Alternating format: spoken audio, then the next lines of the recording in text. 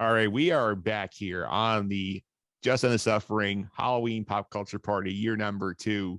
Last year, I did a draft list guide. This year, we found one thing we're watching. Alan Austin is here. Alan, how are you? Mike, I feel like it's been so long since I've been on the show, and I am honored and flattered that you had me back and talking about stuff we both are into. So I'm raring to go here, especially for the topic we have.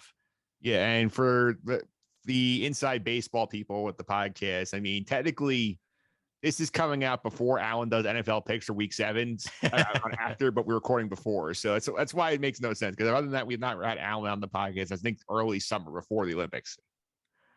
Yes, it was before the Olympics, and it feels like ages ago. It absolutely does. We actually met in person before you came back on the podcast. So that is true. That is true. We talked about Batman at a soccer game. That was also more fun. Yeah, it was. We did. Yeah. We were on the live call comparing a player wearing a face mask to Batman and seeing where he ranked in our favorite Batman Batman, I should say, because a soccer player wearing a mask is still better than some Batmen. Yes, this is true. And we're not going to name names here, but George Clooney. Oh, Mike, bless you. Oh, thank you. But we're going to get on here. The topic we're talking about today, this is part of the 4-part Halloween special here. John Stanko was in here a little minute ago talking about Dune. So pumped about that movie. But now we're talking about the latest Mike Flanagan thriller for Netflix, Midnight Mass. And once I saw this coming out here in time for Halloween, I said, Alan, we are doing this. I got to be honest with you. I've been so busy this past year that the fact that it was coming out kind of snuck up on me. Like I knew it was coming because I follow Mike Flanagan's career ever since. I've just been blown away by almost everything, he's done. And the only reason I say almost everything is because I just haven't seen everything. Everything I've seen of Mike Flanagan's, I've been over the moon about. So I knew this was coming. And I knew that my boy Matt Saracen from Friday Night Lights had a major role, Zach Gilford. So I was raring to go. And the fact that it came out when it did is what snuck up on me. So when it came out, I think you actually were the first person to be like, hey, it's out. And I was like, oh my goodness, I got to watch. And I'm so glad I did. Yeah, and I mean, this month of September, I felt like everything started streaming at once or coming out at once. You had this come out, like the American Crime Story, impeachment on Bill Clinton is out, The Lost Symbol for Dan Brown on HBO came out, so like on Peacock, excuse me, and then this one, like there's a lot of different stuff came out. That's why I made sure I got to. I'm glad I did. Absolutely. And October is going to be no different with Succession, Curb, all these great shows coming back. I actually am watching Impeachment as well at the moment. Yeah, what do you think about that before we get into I think it's really well made, and I think you have to care about the subject matter. And if you don't, it's going to be a slog. Yeah, I agree with you there. I think this is not the O.J. Simpson one where it was like such a big breakout pop culture that everybody was talking about it and like the performance was so spot on. This one, not as good. I think the performances are well done and the method acting from I forget who from Sarah Paulson as Linda Tripp. In fact, she put 30 pounds of weight on to play that role accurately. It was impressive. But apart from some of the other ones, I think were miscast a little bit. Yeah, I'm not gonna like judge it too harshly. You know what I mean? Like if you're watching, yeah, and the OJ one was so flashy. You had such flashy characters. This cast is not. I mean, we're 6 episodes in, and Edie Falco has had 2 lines this whole season. Yep. They and I've been super excited to see her. So, still a lot more to go, and I will finish it. I don't hate it. I actually kind of like it. So that's where I stand on Impeachment. Yeah, so that's Impeachment. And as we're doing here, we put the big general warning on the top of the show here. But for everybody who's in the segments here, some of these shows we're covering here, a little dark, a little violent, fit the Halloween theme. So before we get into the spoilers, I'll give you something a little happier to get you in the spoiler mood. So if you have not watched all 7 episodes of Midnight Mass yet, here's your warning to get out.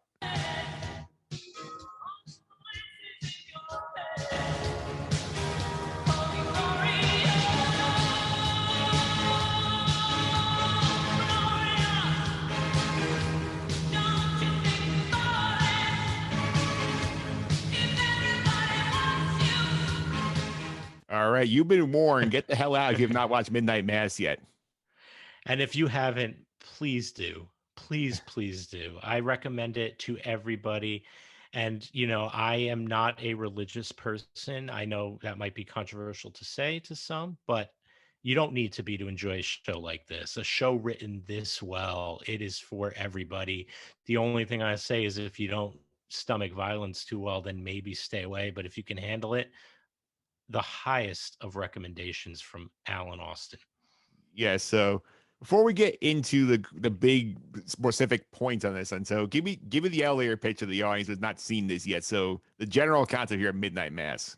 General concept here is if you love stories about redemption, if you love a great heel, a great bad guy, if you will, and if you love superb acting and writing, if you're a theater kid or you're a young actor who's looking for monologues, I'm trying to cover the whole spectrum of people who would want to watch this. If you are somebody who, quarrels with your religion, with how you feel your faith is represented in television and film, if you've ever it reminds me of early Martin Scorsese works where he was clearly having a tussle with his with his religion and his faith.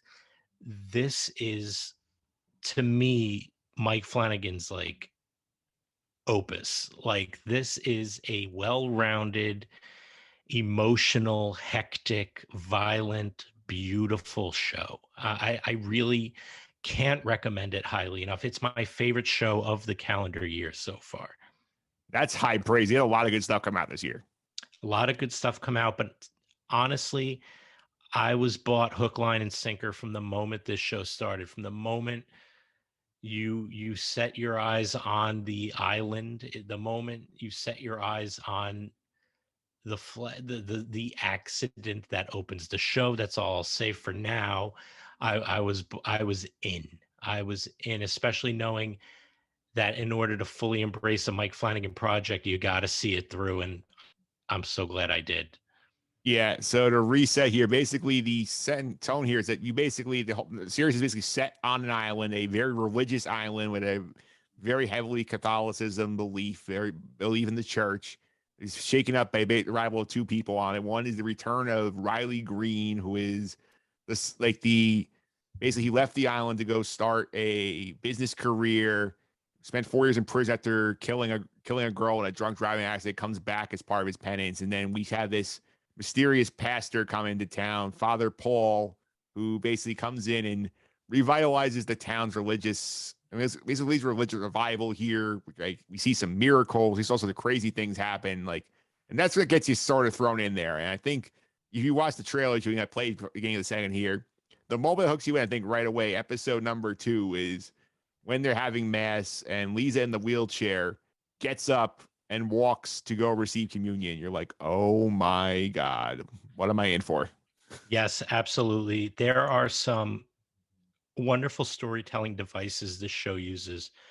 When I say I was at the edge of my seat almost every scene, I'm not even kidding. And I appreciate you saying Riley Green because as a Detroit Tigers fan, I'm very much excited for Riley Green's arrival in the majors, but it is Riley Flynn. Riley Finn. And Aaron Green is a Kate Siegel character, but it's yes. So you've got the guy who committed the heinous crime. He's clearly not a bad guy. He made a terrible, life-altering, and ultimately tragic mistake. He comes back to the island that he called home before he left. He left out. He got out of there because it wasn't for him. Has to swallow his pride, come back home, be with his very religious parents. And like you said, it corresponds with a brand new priest in town who's seemingly committing miracles. And it's a very interesting, introspective look at faith, belief, what's real, what's not, and when it goes too far. Yeah, absolutely. And for me, I mean, if you're here with us, you've seen all the episodes, you know what's going on here. What was the point you started to figure out here? Oh, this is what's happening, and this is pretty crazy. Like, when was the moment for you that you figured it out? What kind of how So that was going? I was here's Mike, this is going to sound crazy to you. I didn't once, and it might sound stupid of me, I didn't think vampire until I was done with the show and listened to some feedback. I was so hooked that I did not just necessarily jump to this is vampires now. I literally thought it was just the means in which that demon executed his wrath, if that makes any sense. Yeah. So I'm so glad, and I feel very happy that Flanagan decided not to use the V word, if you will, at all in the series. I think it would have taken a little bit of the gusto out.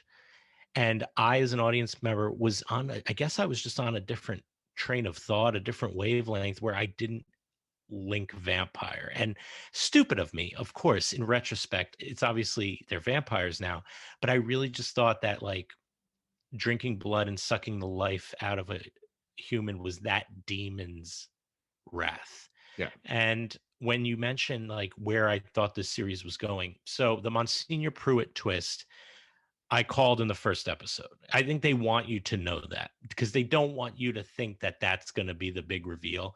By episode 3, they've fully revealed all your suspicions, which I'm so glad about. There are more twists to come, even with Monsignor Pruitt being who his daughter is and whatnot. But when I fully got hooked was episode 1, when Hamish Linklater just starts laying into the character, laying into Monsignor Pruitt. And I was like, this is going to be a roller coaster. And by the time he has, you mentioned her name, I forget her character's name, walking out of her wheelchair.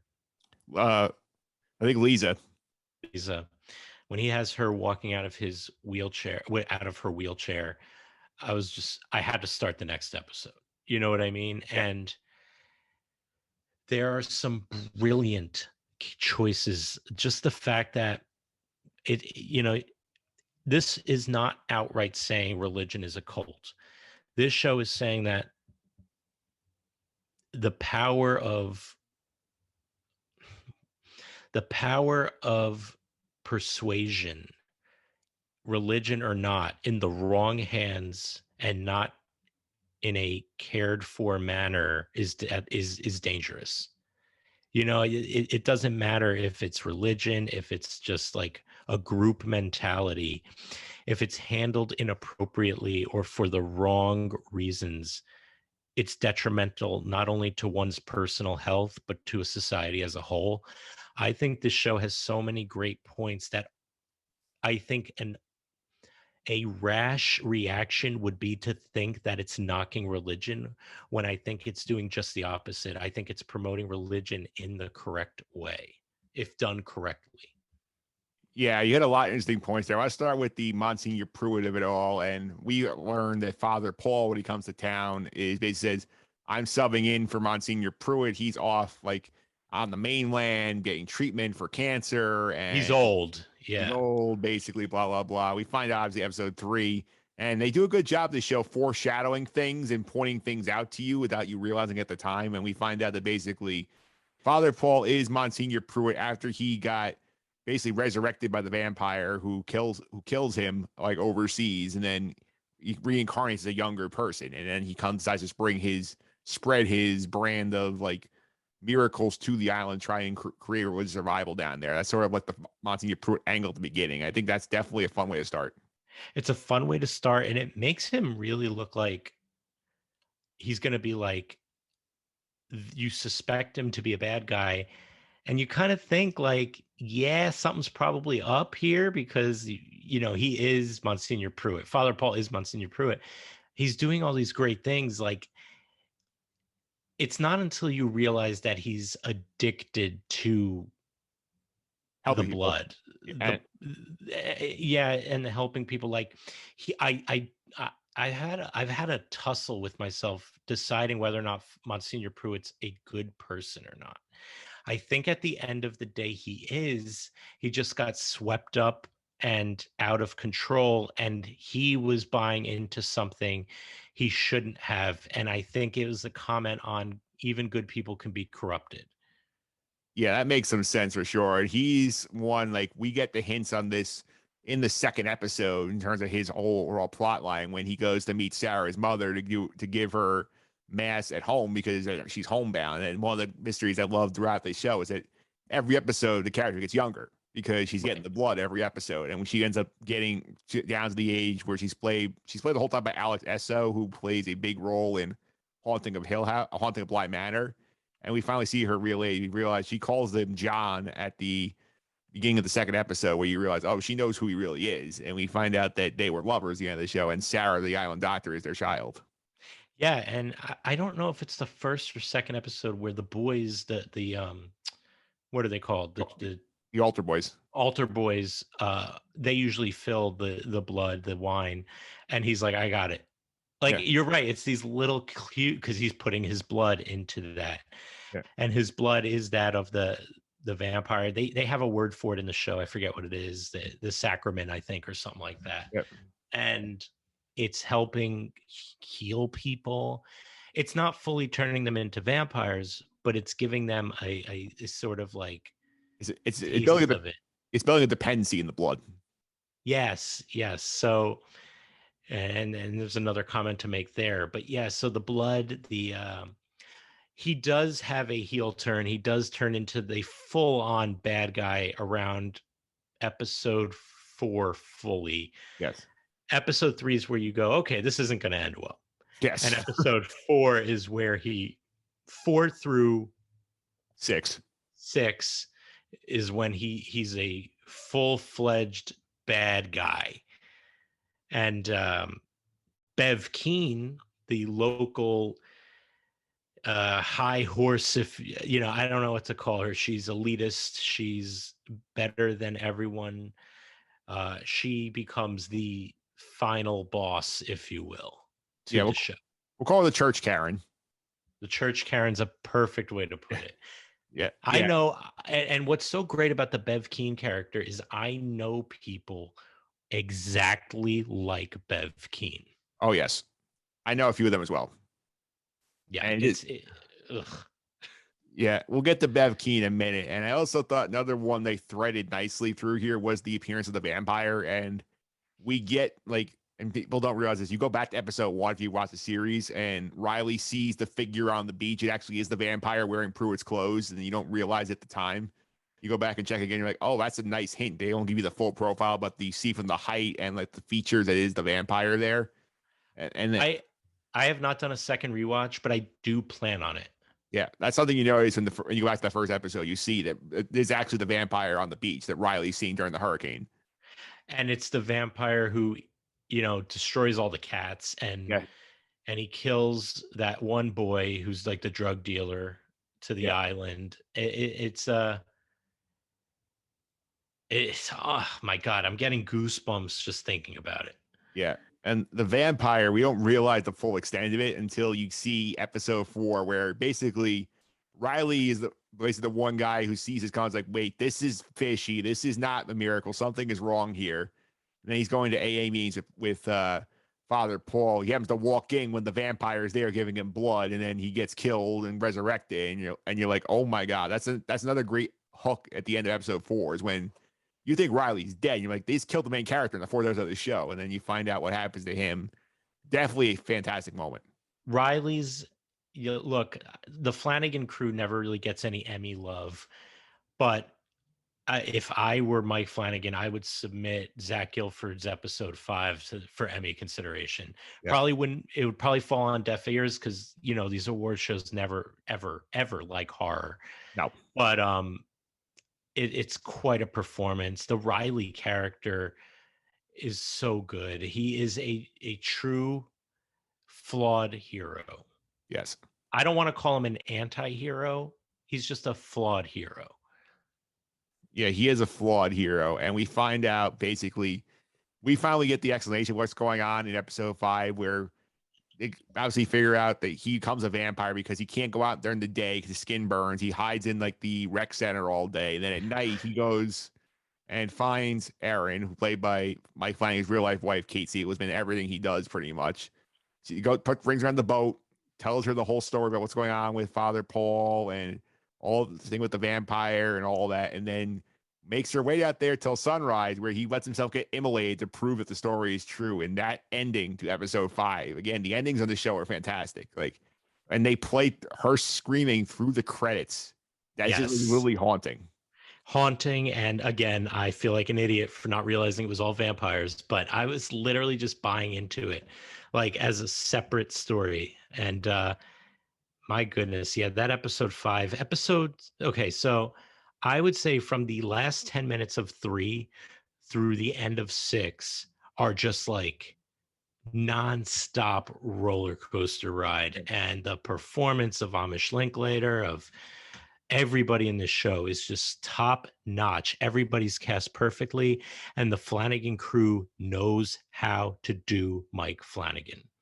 That they do. And Bev Keane plays a big role in these episodes too, because we get a hint that she's like not as like puritanical good as she claims to be. Like we get the hint that she murders the town drunk's dog in episode 2 when she grabs the rat poison and puts it around. Like she's, oh, it's an accident, when you actually you kind of figure out, oh, she killed the dog on purpose. And then she plays a big role in help covering up once she realizes that Father Paul is a vampire. She's like, no, we can't let them know about this. They need your help. They need to become resurrected and become enlightened and spread the word of God. And like her actions basically doom the entire town the rest of the way.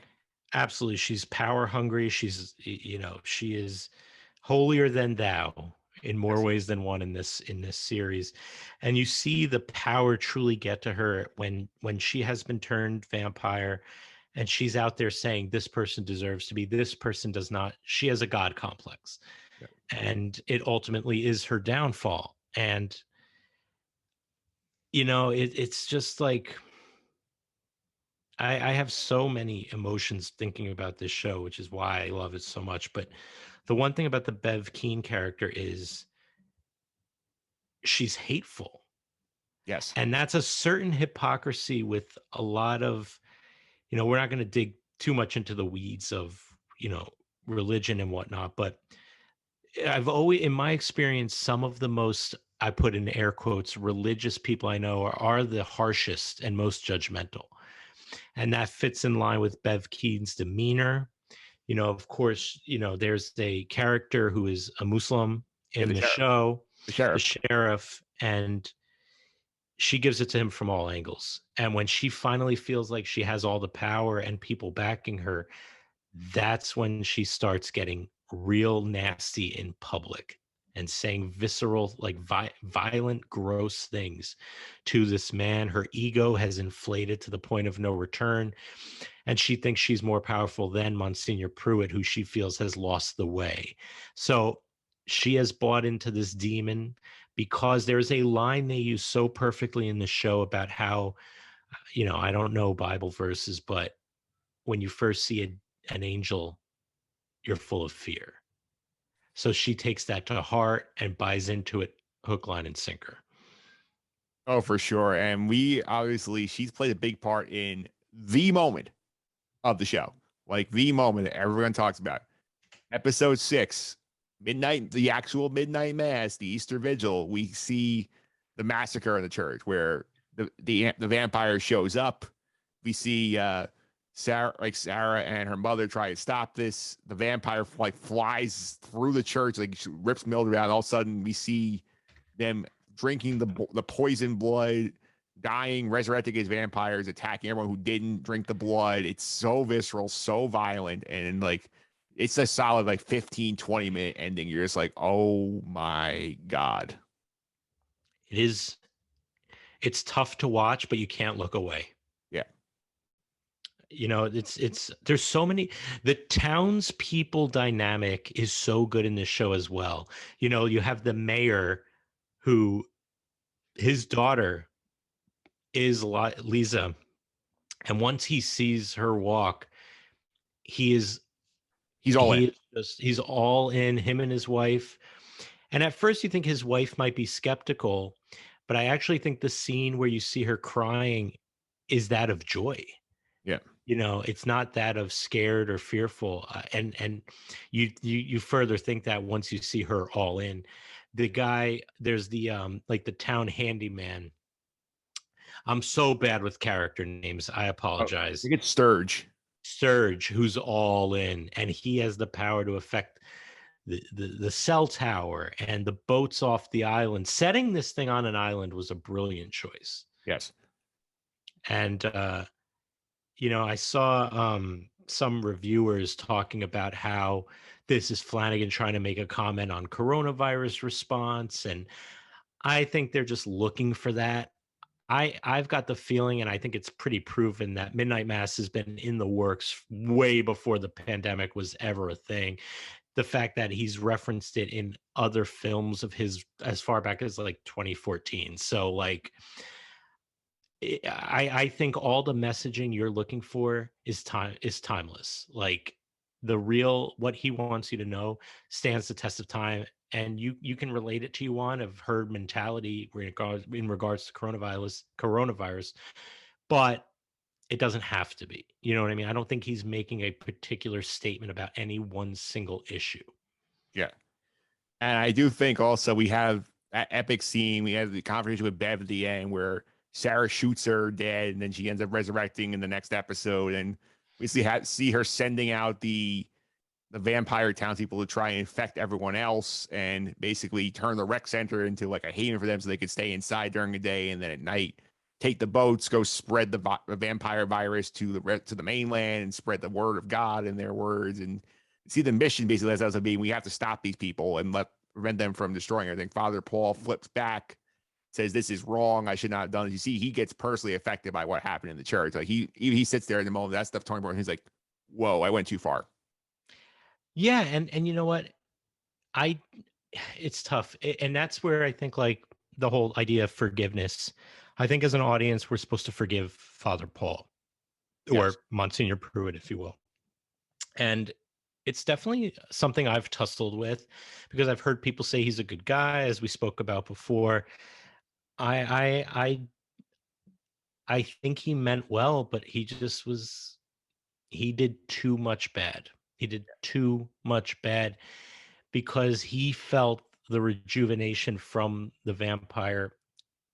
He was I think it depends if he really thinks that demon was an angel.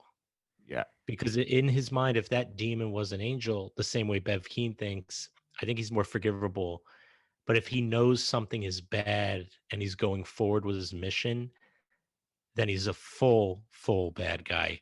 I think, like I said before, from the beginning of 4 until maybe the middle of 3 until 6, he's gone too far. Yeah, I think what happens with him, I think is interesting, is he counters the vampire pre-series. Mhm. He comes wakes up basically as a young man and says, "Oh, this is amazing. I don't know if I believe it though." Then when Lisa comes out of the wheelchair, he's like, "This is great. I'm addicted to like becoming a god figure and having miracles caused and trying to basically help as many people as he can." And then once he sees the cost of what he's done, that's when he snaps back into the old like, "Wait a minute, this is not what I signed up for. This is not what the Word of God wants here." So that's when he sort of flips back to like actual Monsignor Pruitt. Right, and I think one of the other lessons of the series, I think if Monsignor Pruitt gauged his expectations and was a little bit more grounded, he would have seen the forest for the trees, if you will. Yes. But he got swept up in the moment because of the miracle that was his rejuvenation. Yeah. His rejuvenation, then Lisa getting able to walk again out of the wheelchair, and then he's saying, "I can spread the word of God through the miracles," and then ties it to another mission. Then that's what happens. Yeah, and it's my God, is it captivating? 7 episodes never went so quickly. And I've heard some online criticism of it being a little bit of a drag. I disagree entirely. Every monologue, every scene extended, I was in on. Yeah, it's a slow boil, but I think you need the slow boil in this because in order to build the suspense and build that horror, you can't dump everything out in episode 3. You need to get to the point where you're 5 episodes in before you see somebody burn up like and immolate themselves in the daylight. You can't do that in episode 2. No, and I had a friend tell me that he would have watched this if it was just a show about Monsignor Pruitt and Riley in the rec center talking about his past and trying to get over his pain and redeem himself. That's how good the scenes that have nothing to do with the horror are. You know what I mean? Yeah, because Thomas Linklater also acts the hell out of Father Paul. Like he's like every time he's on the screen, you're like glued to him to see what he's up to. Of course, yes. Hamish Linklater, renowned theater actor. His mother, a huge acting coach, the founder of the Linklater technique. He's the real deal. And every nuance he adds to his character. Another one I think should be nominated for an Emmy. Probably won't because of the anti-horror bias, but every performance in this show was perfect. I kid you not. I'm not speaking in hyperbole. Everybody was on point. Yeah. Let's get to the ending of the show, obviously, because we have the mission. Like all the adults in the mission die at this point. Things like Sarah, her mother, the sheriff, and a couple others. I think Riley's mother is involved in this, and they all die. I think Riley's younger brother and Lisa escape on a canoe.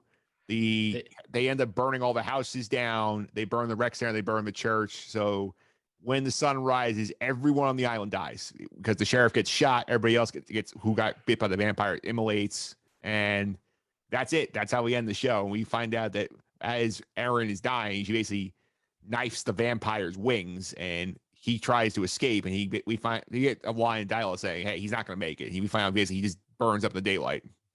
I would have liked to see it. I would have liked to see it just as a fan of the show. Yeah. Yeah, and I think it's very interesting that the two characters who don't run their lives with Catholicism, with religion, Sarah and the sheriff, um, are the ones who are spared the burning death. Yes. They both get shot, or does Sarah get shot as She does. well? She does get shot. I think Bev Keane shoots her back. I think. Bev Keane shoots her back when she's talking to Monsignor Pruitt about him being her father. Yes. And that's another guy. And it's funny the parallels between Monsignor Pruitt and Riley, two people who have done something horribly irreversible, on if you're grading on a scale in Yeah. terms of importance, looking for redemption and ultimately burning up. But Sarah and the sheriff, they get deaths that are not as they do not have to be cleansed by the daylight, so to speak. Um, and there are characters who were turned vampire that didn't want to be. You mentioned, is her name Mildred, the mother? Yes. And Riley's parents, Yeah. Erin. These are all characters who were turned. I think Erin might die just from bleeding out in that moment. I think she was turning, and then the sun wakes up. Okay, so she does turn into a vamp. Okay. It's it's a very I don't know the word I want to say cleansing, but I hate that term. But it's a brand new day once the sun rises, ending the evil night. It's a purge. It's a purge, yeah. And once the sun comes up, and I'm not sure if the link to the rejuvenation is through Monsignor Pruitt or through the vampire demon. Lisa can't feel her legs after a certain point, reverting back to pre-miracle. Yeah, I think the implication there was that now, like, the blood is leaving her and she's not exposed to it anymore. And now the healing properties of the blood are gone. And now she is going back to being a paraplegic, which she's like, okay, I'm fine with it. Like, this is not what it's supposed to be. No, and you saw that Riley's younger brother is like, he's comforted by the fact, not by the pain she's about to feel, but the fact that he loved her theoretically either way, and now we're going to be together. Yeah. Really nice stuff. Just, I can't speak highly enough. I know you're going to ask me officially, but my grade is an A+. Yeah, I don't give A+ out like candy. This is an A+. Like, this is like perfection for 7 episodes. It's the perfect length. It's not too long. It's not too short. They pace everything out well. Like, every scene in there has a purpose. There's not like a moment here where you're like, why is this in the show? Like, why are we going here? It's like everything ties together. There's stuff to learn in each scene. And you mentioned the massacre, and that's not even the scene that made me felt the most uncomfortable. Yeah. It's the first scene where Monsignor Pruitt bloodlusts. Yeah. That one got me. When he kills the town drunk. When he kills Joe Colley, and it just starts like sipping the blood out of his head. Like, oh my gosh, so gross. And that one gutted me to my core. Yeah, that absolutely did. And I think I'm with you, A plus. And I think it's obviously he's had a reputation because he's the guy behind Haunting a Hill House, Haunting a Blind Manor. This surpasses both of those. Surpasses both. I mean, the only film of his I haven't seen is Hush. Everything else of his I've seen, and Haunting of Hill House season and this season are both two of my top 10 television show seasons of all time. Yeah. And what's great is that they don't exist outside of those seasons. So it's just like a wonderful, wonderful cover to cover story that ends and begins in one season, a mini series. I mean, I rank it one Midnight Mass, two, not too far away, two Haunting of Hill House, and I liked Bly Manor, but that is third. Yeah, Blind Manor is a different thing. I talked about this last year on the Halloween podcast, Sam DeRoe. That like Blind Manor is sort of like a tragic love story more than like a true horror piece. There aren't as many like, jump scares, and that's as big a psychological horror as this one has. Like Hill House is obviously the traditional classic horror show. That's a different kind of thing. I like it for what it is, but it's not as good as the other two. Yeah, and Bly Manor is still horror. It's not as blatant, it's not as scary, it's not meant to be, but it does do one thing that always freaks me out, and that's kid horror. Yes. So it did get me here and there. The Lady in the Lake was scary. Like she Yes. was a scary character. And I, just to touch on his films real quick, Gerald's Game is very intense and Yeah. very well crafted. And Henry Thomas, we always talk about like a gang of people who work together all the time. You have the Seth Rogen, Judd Apatow, you have the Scorsese, DiCaprio, De Niro. There's reasons, okay? You get in a groove with people you want to work with when there's a lot of money and a lot of time and everything on the line. You want to go with the people you have on your roster. Henry Thomas, Carla Gugino, Kate Siegel, now Zach Gilford, he's going to be in the Midnight Club. Just like he's got his roster.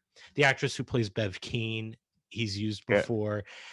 It's just on fire. And Doctor Sleep is a wonderful movie and a great sequel to The Shining. Yeah.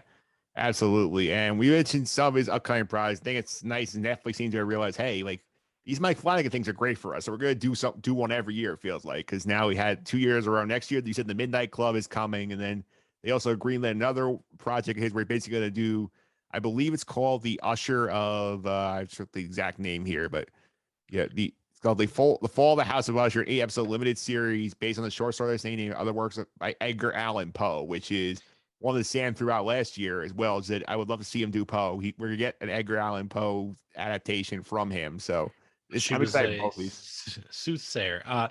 What I like is that I don't know this one by Poe. I'm sure it's a very famous, well known. I just don't happen to know it. So I'm not going to look into it. I am going to be surprised and see what I see. My favorite Edgar Allan Poe is The Cask of Amontillado, Yeah. which is a wonderful short story and truly haunting. Poe is the master for a reason. And, someone might say, Alan, you don't know this one, blah, blah, blah. Look, I don't know everything. It is what it is. Midnight Club, I'm kind of getting the vibe that it might be a series of short stories. Like it might be a little bit of an anthology, but I'm not sure. I think it might be an anthology with an overarching story based on what I read from the description. Either way, I'm stoked. Yeah, I'm excited for both of these. I cannot wait for them to come out. If I were to get this one first, I would guess the other one's probably 23 would be my guess for The the Poe Poe one. one. Yeah. Yeah. Because I mean, this is not like the Circle. They drop double pump two a year on Netflix now. I think they're gonna space these out. No, and I really hope it never comes to the point where a Mike Flanagan character is saying circle message. Yeah, Circle message or sending eggplant emojis. Oh my goodness. Yeah. But yeah, thank you for having me on to talk about this series because it really left an impact on me. And yeah, I just I am Mike Flanagan has out of nowhere become one of my favorite directors, if not current top five. Yeah, for sure. And people want to find on social media, Alan, how can they do that? Instagram, Allen Austin Sports, ALLEN, and Twitter is Allen_Austin_. Yeah, and I'm sure you got some fun stuff coming on the Alan Austin show as well. Not the Alan Austin show, I mean the chart choppers. Excuse me. Yes, I have 2 shows going currently. One is Chart Choppers on the Chop Sports Network. Check out my social media to find details. And the other is American Scene. My friend Ben and I. I'm sorry, Mike. You sure you didn't take the rat poison before you came on here? Me and Joe Cawley's dog. Yeah. The other is American Scene. My friend Ben and I discuss films with American in the title, talk about their cultural relevance and impact. Recently, we've done American Graffiti, American Buffalo, and we've got an American Werewolf in London coming up for Halloween. Oh, very nice. And this is the second part of the great Halloween pop culture podcast. We'll get to this Netflix that everyone's talking about next. We're going to talk about Squid Games. You started the Squid Games. I started it. It was rough. It was way more. I compare it to Saving Private Ryan, just in terms of its realness, violence. Whereas like Midnight Mass, Game of Thrones, Marvel, Star Trek, Star Wars, all that violence, I think, is masked in this fairy tale kind of, excuse. Whereas Squid Game and Saving Private Ryan and, some other really gross horror movies, gross not necessarily means bad, but it hits me in a different way and it's very unsettling. That's where Squid Game after the first episode left me. Yeah, we'll get to the Squid Games next. Sandra Rosa is coming on. We're going to talk some Squid Games right after this.